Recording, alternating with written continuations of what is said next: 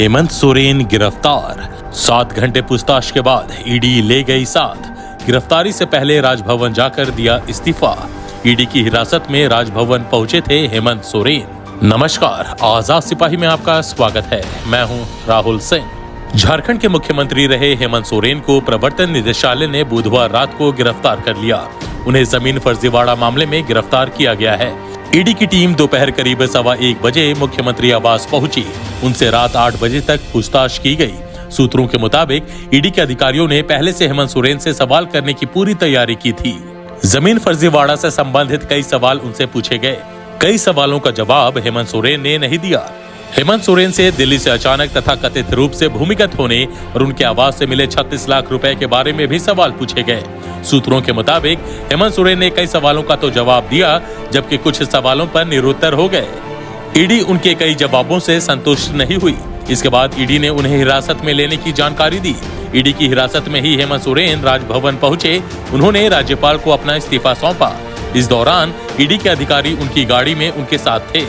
20 जनवरी को भी हुई थी पूछताछ। गौरतलब है कि ईडी ने हेमंत सोरेन से जमीन फर्जीवाड़ा में 20 जनवरी को लगभग 7.5 घंटे पूछताछ की थी। इसके बाद ईडी ने उन्हें 29 से 31 जनवरी तक पूछताछ के लिए फिर से समय देने के लिए पत्र लिखा था। इस संबंध में ईडी ने पत्र भेजकर उनसे कहा था कि आप 28 जनवरी तक हमें सूचित करें कि किस दिन पूछताछ के लिए उपलब्ध होंगे। इस बीच हेमंत सोरेन 27 जनवरी को चार्टर प्लेन से दिल्ली चले गए।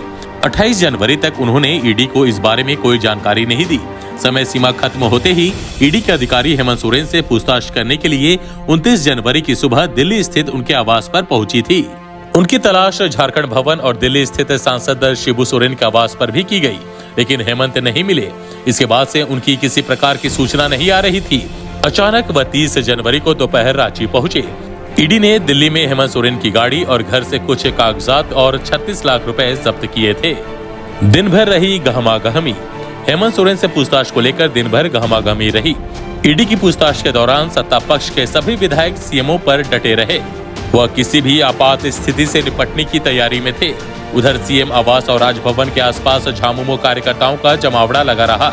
वह बीच बीच में विरोध प्रदर्शन करते हुए ईडी और केंद्र सरकार के खिलाफ नारेबाजी कर रहे थे। प्रशासन ने सीएम आवास और राजभवन के आसपास के क्षेत्र में धारा 144 लागू कर दी थी। सभी प्रमुख जगहों की सुरक्षा व्यवस्था बढ़ा दी गई थी। मुख्य सचिव, डीजीपी, डीसी, एसपी समेत अन्य अधिकारियों का मुख्यमंत्री आवास आना जाना लगा रहा।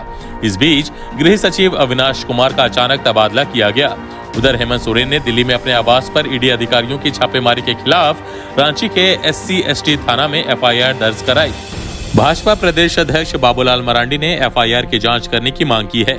उन्होंने कहा है कि FIR फर्जी है।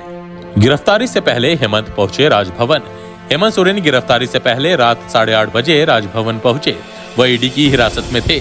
वहां उन्होंने राज्यपाल CP राधाकृष्णन से मुलाकात की और अपना इस्तीफा सौंपा। उनका इस्तीफा तत्काल स्वीकार कर लिया गया। उनके साथ ईडी के अधिकारी मौजूद थे। इस्तीफा देने के बाद हेमंत को ईडी ने गिरफ्तार कर लिया।